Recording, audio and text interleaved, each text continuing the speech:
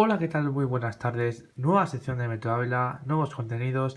Hoy nosotros, aparte de las previsiones a diario, también queremos divulgar algunos conceptos meteorológicos que no están nada claros, sobre todo en la población civil, ya que se suele equivocar mucho estos conceptos que vamos a hablar hoy, sobre todo entre dana y gota fría, que por supuesto no es lo mismo y suelen traer las mismas consecuencias, pero en meteorología no se puede hablar de lo mismo. De hecho, la televisión confunden mucho estos dos conceptos y hoy vamos a tratar de diferenciarlos y que nos quede claro. La dana es una depresión aislada en niveles altos de aire frío sobre todo que trae mucha lluvia, pero eso los hablaremos más adelante. Empezamos por la gota fría, que se suele dar en la época de otoño y en la zona del Mediterráneo. Se suele formar en las que afecta a España por aquí, por el norte de África, noreste de África, y suele afectar a la zona mediterránea, o al menos se forma en esa zona. Luego puede afectar a gran parte de España, sobre todo a los sistemas montañosos peculiarmente, pero en general en la zona este de España es donde sufre la gota fría.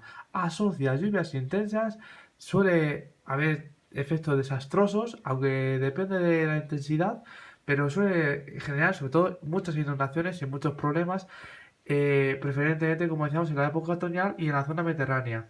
Este concepto no está incluido en la meteorología, es un concepto muy antiguo, es un concepto vulgar, pero no es en la meteorología, de hecho ahora se conoce como otro nombre más específico, pero nos vamos a quedar con gota fría, sinónimo de precipitaciones intensas. ¿Cómo se forma? ¿Cómo se forma esta gota fría? Pues se forma con aire frío que suele crecer en zonas de África, suele extenderse por la zona mediterránea dando lugar a lluvias, pero no siempre da lluvias la gota fría, dependiendo de su posición. Por ejemplo, si esa gota fría se sitúa más al este de lo previsto, por ejemplo, en Italia, arrastra en su parte oeste de esa gota fría, arrastra vientos fríos, con lo cual, en vez de traer lluvia, traía frío. Es fácil demostrar puntualmente que muchas estaciones de gota fría no llevan asociadas lluvias intensas y catastróficas. Como bien hemos dicho, pueden llevar a otros fenómenos que no sean la lluvia.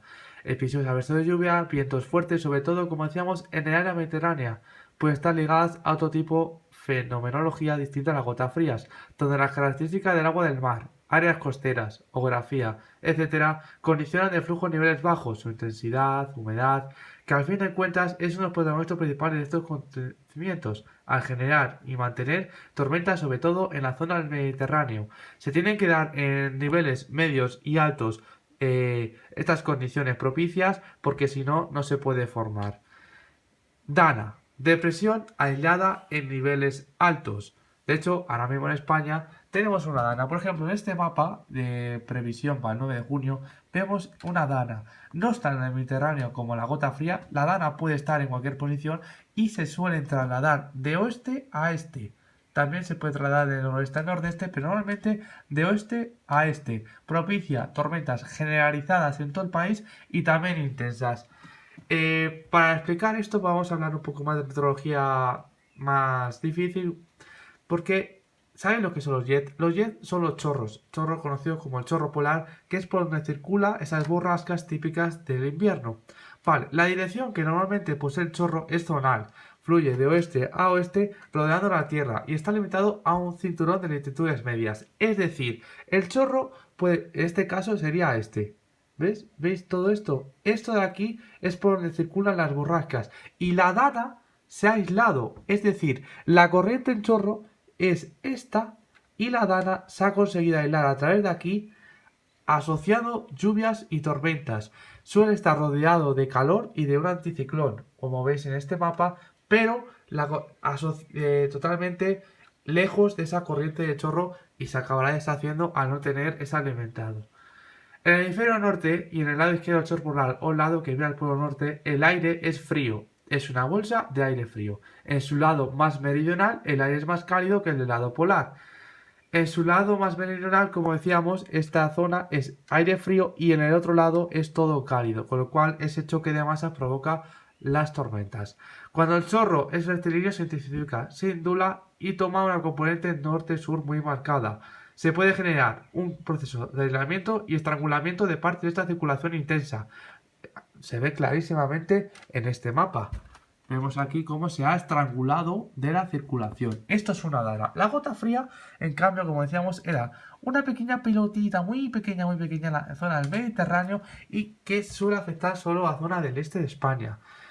Como decíamos, se aíslan de la circulación general las danas y se alejan de la zona de origen y llegan a cerrarse sobre sí mismas.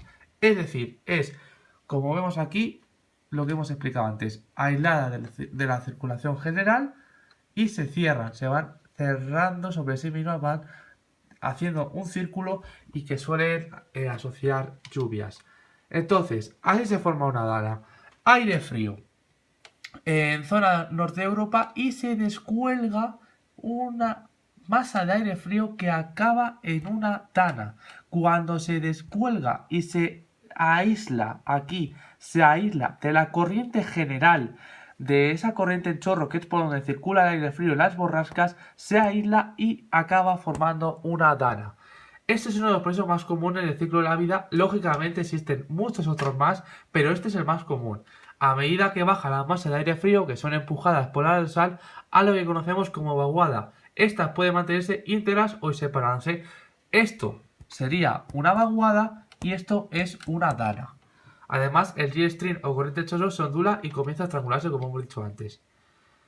¿Y qué es una borrasca fría aislada? Es lo mismo que una dana, pero hay una pequeña diferencia.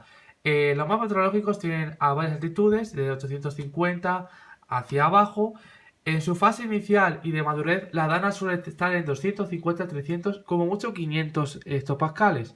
A medida que se hace más lento la perturbación, siempre y cuando sea intensa, se propaga hacia abajo y ya se ve reflejada en 700 hectopascales.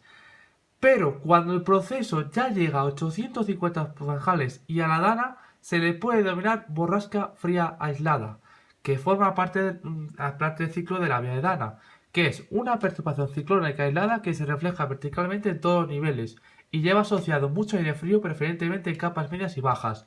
Si por algún motivo desaparece esa borrasca fría aislada a 850 y baja a 700, de nuevo hablaríamos de la Dana propiamente dicha. Ahora mismo tenemos una dana, por ejemplo, es un ejemplo aquí.